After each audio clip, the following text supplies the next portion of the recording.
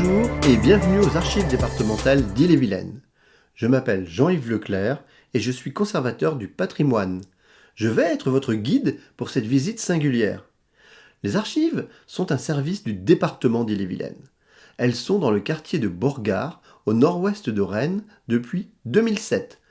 Auparavant, elles étaient rue Jules Ferry, près de la faculté de droit, ou plus anciennement encore, à l'entrée principale du Tabor, dans un joli logis, actuellement occupé par le SGAP. Réalisé par Jean-Marc Ibos et Myrto Vittard, l'architecture contemporaine de ce vaisseau de béton et de verre s'intègre parfaitement dans ce quartier neuf où nous retrouvons plusieurs constructions d'envergure, comme la Chambre régionale des comptes, le Fonds régional d'art contemporain ou les colonnes d'Aurélie de Nemours. Le bâtiment est très grand. Il couvre une surface de 17 000 m², mesure plus de 140 mètres de long sur 50 mètres de large. 5 000 m² de surface vitrée laissent entrevoir les 50 km d'archives qui y sont actuellement conservées. Outre les archives départementales, le bâtiment accueille la direction de la culture qui comprend également le service action culturelle du département ainsi que les services communs de la médiathèque départementale. Et maintenant, je vous invite à suivre le guide.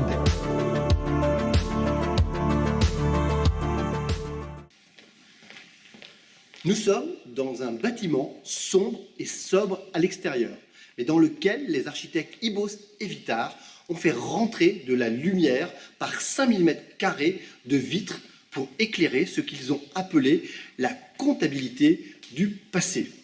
Alors, que trouve-t-on derrière ces murs ?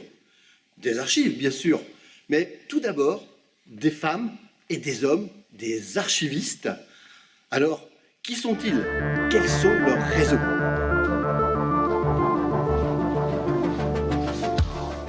Soyez francs, un archiviste, c'est lui. Ou eux.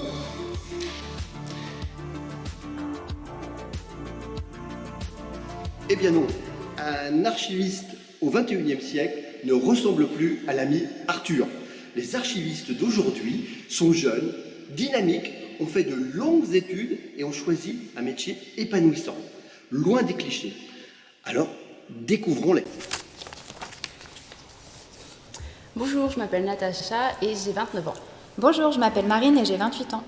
Nous avons toutes les deux suivi un cursus en histoire et en fait on est diplômés d'un bac+5 qui prépare au métier des archives. Nous travaillons toutes les deux aux archives départementales d'Ille-et-Vilaine au poste de conseillère en recherche au sein d'une équipe de 5 personnes. Notre principale mission, c'est de communiquer les archives et notre premier rôle, c'est d'accueillir physiquement en salle de lecture toute personne qui est désireuse de consulter les documents, que ce soit sous format papier, mais aussi sous format numérique. Nous aidons chaque lecteur à trouver le ou les documents qui correspondent à sa recherche généalogique, scientifique, administrative, tout en veillant au respect du document et des délais de communicabilité. Nous nous occupons aussi des recherches par correspondance. Chacun peut écrire aux archives pour demander de l'aide dans une recherche, demander copie d'un document ou encore rechercher des informations sur son ancêtre. Notre public est donc varié. Nous côtoyons des généalogistes, des chercheurs, des étudiants, des passionnés d'histoire, mais aussi tout autre citoyen. Et notre rôle aussi permet également de valoriser tout le travail qui est effectué par nos collègues, de la collecte mais aussi du classement, afin de rendre accessibles les archives au plus grand nombre. Nous serons donc très heureuses de vous accueillir en salle de lecture ou de vous répondre par correspondance. Alors à bientôt. Bonjour, je m'appelle Romain, j'ai 33 ans et je travaille depuis 1 an et demi aux archives départementales d'Ille-et-Vilaine en tant qu'agent de communication en salle de lecture. Moi c'est Herman, je suis arrivé aux archives départementales il y a tout juste 1 an. J'étais en poste auparavant au musée de Bretagne, puis aux archives municipales de Rennes. Donc notre mission principale est d'assurer la délivrance des documents d'archives en salle de lecture, en veillant au respect des règles de consultation, de manière à garantir leur pérennité. Et donc nous sommes au total 5 agents de communication qui travaillons de concert avec l'équipe de conseillers en recherche, afin de garantir une qualité de service rigoureuse auprès du public que nous recevons. Nous avons, Romain et moi, en dehors de nos missions en salle de lecture, un rôle de classement et d'indexation, notamment de fonds photographiques, ainsi que du fonds régional de la police judiciaire. À bientôt. Bonjour, je m'appelle Adélie, j'ai 30 ans et je suis archiviste. Après des études dans différents domaines, j'ai obtenu un master spécialité archives et de fil en aiguille, je suis arrivée ici, aux archives départementales d'Ille-et-Vilaine.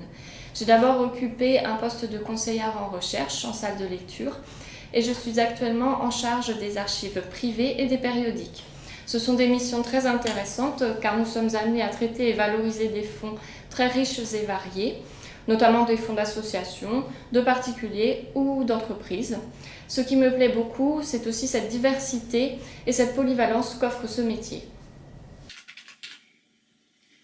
Bonjour, je m'appelle Adeline, j'ai 36 ans et je suis en charge du pré-archivage pour les services du département d'Ille-et-Vilaine. Donc à ce titre, avec mes collègues, on accompagne les services sur le cycle de vie des documents qu'ils produisent, que ce soit de la donnée numérique ou également des archives papier.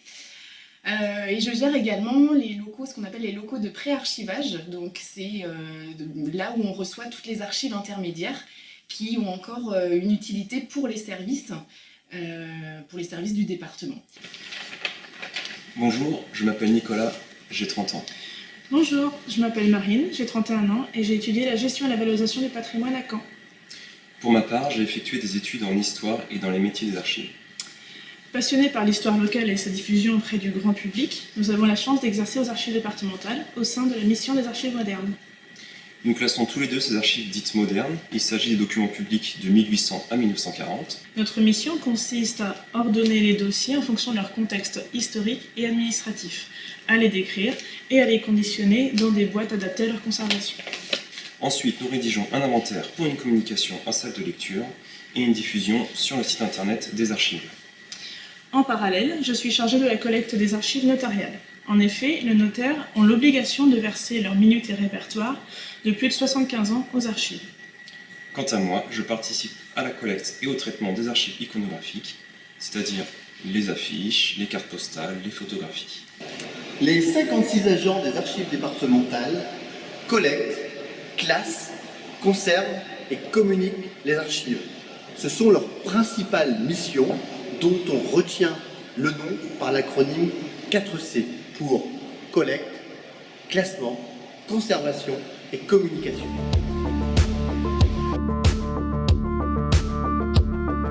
Après les archivistes, place aux archives. Les archives, vous les imaginez comme ça. Eh bien, vous avez raison. Et nous en avons beaucoup de ce type sur nos rayonnages et dans nos tiroirs depuis le XIe siècle. Comme ce document de 1035 qui mentionne le don d'une maison de fougères par un seigneur local à une abbaye. Mais n'imaginez pas le monde des archives comme figé dans le temps. C'est plutôt les flux qui le caractérisent.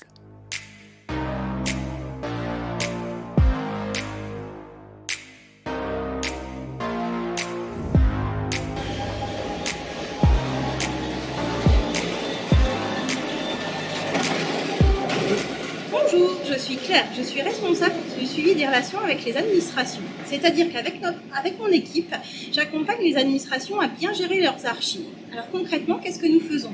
Nous les aidons à définir le temps de conservation des documents. En effet, il ne faut pas conserver trop longtemps les documents, ça prend de la place, et il ne faut pas les conserver trop peu de temps. Les archives, ça sert à faire valoir des droits. Et au terme de ces besoins, nous définissons ce que nous faisons des documents. Est-ce que tout a vocation à venir aux archives départementales? Eh bien non, nous n'aurions pas la place. Un bon archiviste, c'est celui qui sait détruire les documents. Donc, annuellement, nous autorisons en gros 80 à 90% de la production administrative à être détruite, avec le visa du directeur qui représente le préfet pour ce faire. Vous avez derrière moi environ 1 km linéaire de documents, c'est-à-dire la production que nous prenons annuellement aux archives départementales. Ce que nous faisons pour le papier, nous le faisons également pour les données numériques. En effet, les règles sont les mêmes qu'il s'agisse de papier ou d'électronique. Sauf que dans le numérique, nous intervenons beaucoup plus en amont, c'est-à-dire dès la création des documents, et que pour le numérique, les meilleurs amis de l'archiviste sont les informaticiens.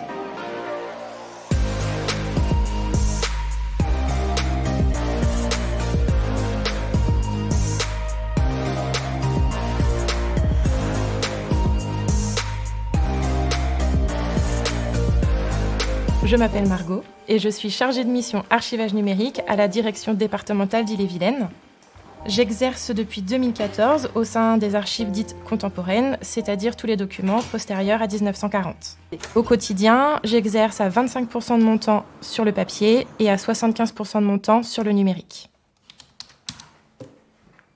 Depuis une vingtaine d'années, l'émergence des archives électroniques a beaucoup transformé notre métier et pose également la question de la conservation de ces données. Je travaille actuellement à la mise en place d'un système d'archivage électronique, ou SAE. À terme, le SAE permettra la conservation et la communication de ces données numériques. Nous travaillons également en réseau avec les archivistes des autres départements bretons pour échanger sur nos pratiques.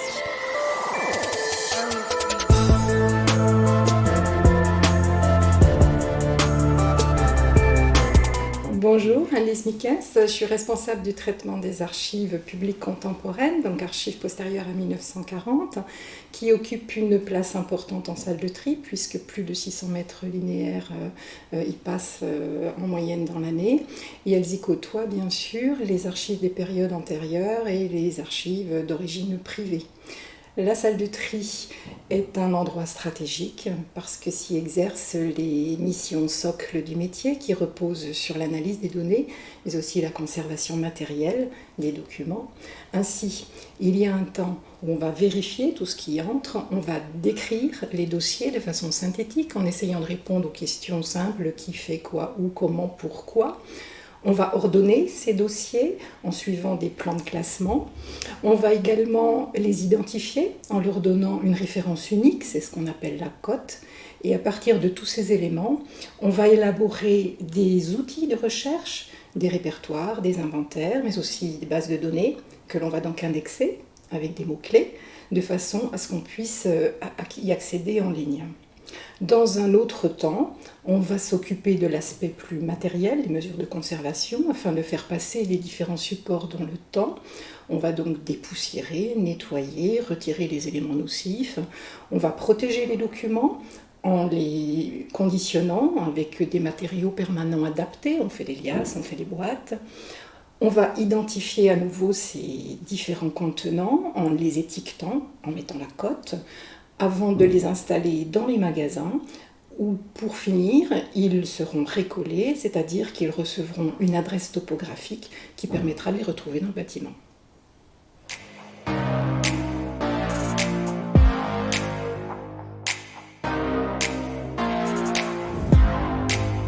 Sébastien, je suis en charge des archives privées. Ces fonds sont très variés. On peut y trouver des archives d'associations, des entreprises, des syndicats, mais aussi des archives personnelles ou professionnelles, comme des fonds d'hommes politiques, des architectes ou des historiens. Le mode d'entrée est principalement sous la forme de dons ou de dépôts. Les archives peuvent être assez anciennes, comme les fonds des seigneuries, mais aussi très récentes et en lien avec l'actualité. Elles ne sont pas uniquement des documents papier, mais aussi de l'iconographie, photos, affiches, ou des supports numériques, audio et vidéo. Depuis quelques années, nous recevons également des fonds numérisés, consultables sur écran en salle de lecture et sur notre site internet.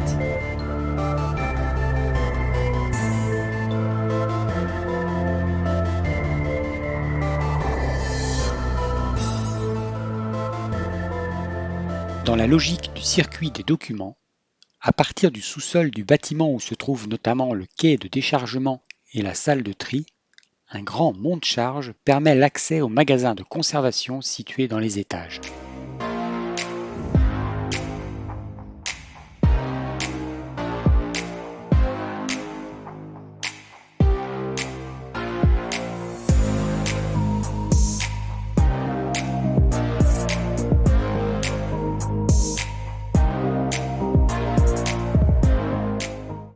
Nous voici dans un des 45 magasins de conservation des archives départementales d'Ille-et-Vilaine.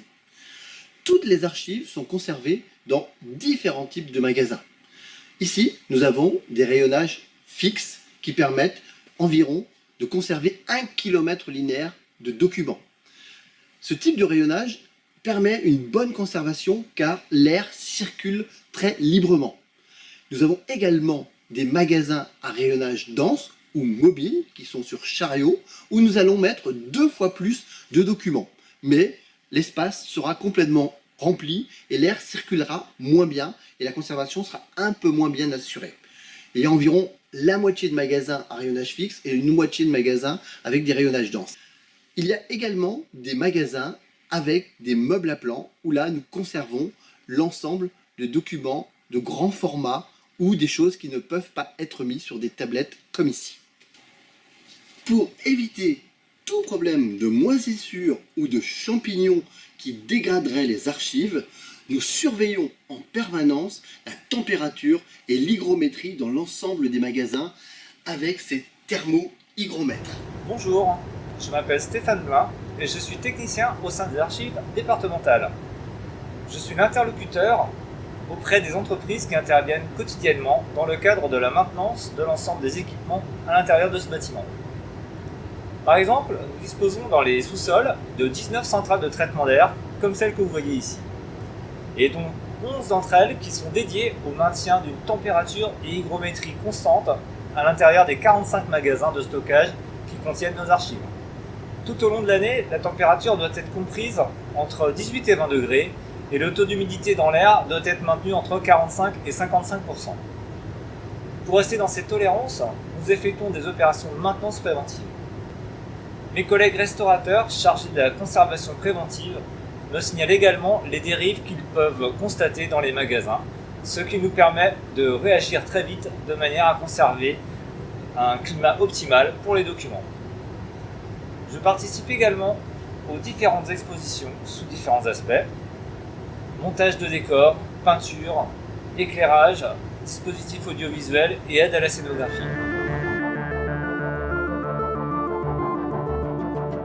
Nous sommes ici dans le couloir où travaillent les restaurateurs de documents graphiques. Ils exercent un métier avec énormément de savoir-faire. Bonjour, je m'appelle Manon Vanoy-Donc. Je suis restauratrice aux archives départementales d'Ille-et-Vilaine et je m'occupe de la préservation des documents. La restauration et la relure permettent la préservation des archives en stoppant les dégradations provoquées par des facteurs extérieurs. Le dépoussiérage, c'est une action mécanique de restauration qui consiste à retirer la poussière déposée en surface du document sans la disperser dans l'environnement. Le lavage à queue convient aux documents anciens. Il a pour but d'enlever des produits qui détériorent le papier. Un test de solubilisation des encres en garantit la stabilité. Un nouvel encollage est réalisé afin de redonner au document toute sa tenue. Il sera ensuite placé sur des clayettes pour un séchage progressif et pourra être mis à plat. Lorsqu'un document est lacunaire, une greffe d'un papier adapté aux caractéristiques du papier d'origine est préparée sur mesure, puis encollée au verso du document afin de lui rendre son intégrité.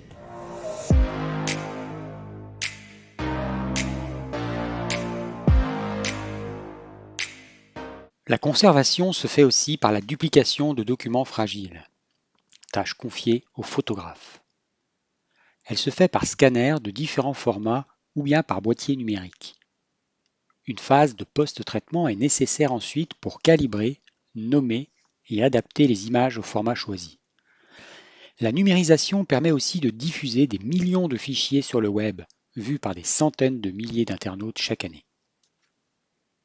Je m'appelle Pascal Morne et je suis responsable de l'iconographie ici. Dans un service d'archives, aux côtés des documents écrits, l'image a aussi une grande importance car elle donne un regard à la fois varié et très concret sur l'histoire de notre territoire. Ici, nous conservons des dizaines de milliers de documents iconographiques. Ils peuvent prendre différentes formes. Ça peut être des cartes et plans, des gravures, des dessins, des estampes, mais aussi des cartes postales, des photographies, qu'elles soient sur plaques de verre, tirage papier.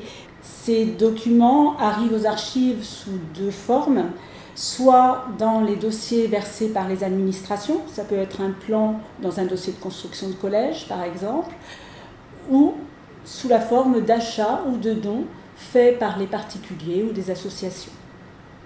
Lorsque ces documents nous sont confiés, nous vérifions leur état, ils sont éventuellement restaurés si besoin et un conditionnement adapté est choisi. Ils peuvent également être numérisés, ce qui permettra ensuite la consultation directement sur notre site internet. Pour que vous puissiez faire vos recherches, nous décrivons précisément chaque document, notamment en identifiant le lieu, les personnages, les sujets traités ou encore les techniques utilisées. L'iconographie que nous conservons nous permet également de réaliser des publications, des expositions, des dossiers thématiques pour les scolaires par exemple. C'est aussi un excellent outil pour illustrer nos actions sur les réseaux sociaux. Et enfin, il nous arrive très régulièrement de prêter ces documents aux musées, bibliothèques ou associations pour leurs propres expositions.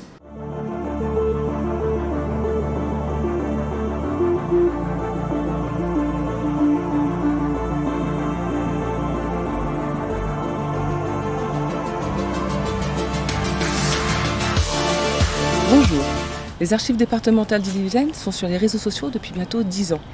L'aventure a démarré avec un compte Facebook, puis Twitter et récemment un compte Instagram. Ils accompagnent notre site internet dans le souhait de vous faire découvrir l'actualité des archives, le métier des archives, le travail des archivistes, mais aussi et surtout des documents que nous conservons dans nos magasins. Nous essayons aussi un petit peu de casser les clichés qui collent à la peau des archives et des archivistes. Si nous sommes très sérieux dans nos publications, elles ont toujours un ton léger et nous essayons de multiplier les formats de communication. À ce propos, savez-vous que les archives accueillent un poulailler numérique sur leur site internet ? N'hésitez pas à venir adopter une de nos petites cocottes. Elles vous feront découvrir de manière très ludique les archives et les fonds d'archives. À bientôt sur les réseaux sociaux des Archives 35.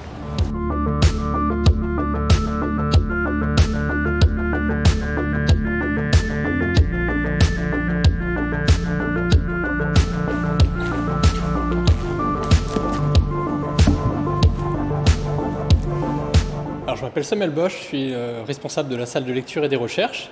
La salle de lecture, c'est le lieu d'accueil des chercheurs, alors on dit des lecteurs d'archives. Donc ce sont les personnes, les particuliers, les généalogistes, les étudiants, les universitaires, les professionnels aussi, comme les notaires par exemple, ou les géomètres experts qui viennent consulter les fonds d'archives. Généralement, on vient aux archives pour deux raisons. On a besoin de consulter les fonds pour des besoins administratifs, pour faire valoir un droit, c'est la valeur de preuve des archives. Et puis on peut aussi venir pour écrire des histoires, écrire une histoire qui est une histoire personnelle quand on fait sa généalogie. On peut aussi écrire l'histoire d'un village, l'histoire d'une profession, l'histoire d'un régime politique, une histoire un peu plus officielle, une histoire académique, universitaire. C'est beaucoup les étudiants, les professeurs qui viennent consulter les fonds d'archives. Et donc chaque jour en salle de lecture, on accueille ces chercheurs, on les conseille, on les guide, on les oriente dans les outils de recherche, on les oriente dans les archives qui peuvent être numérisées, on les aide à trouver la bonne information qui va répondre à leurs problèmes ou à leurs préoccupations, à trouver le document qui va servir de preuve ou servir à l'écriture d'un récit historique.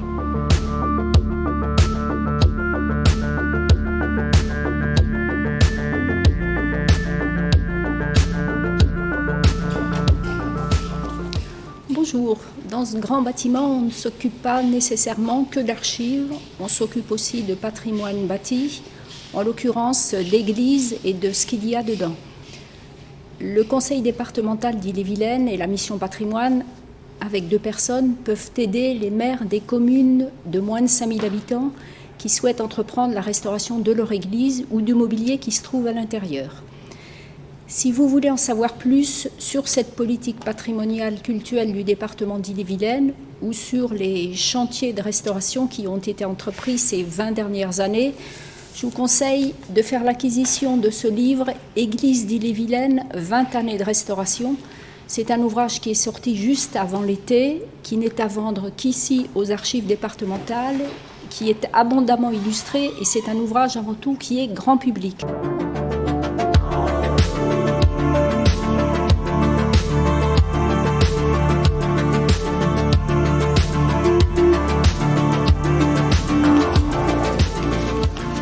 Bonjour, je suis Charlotte.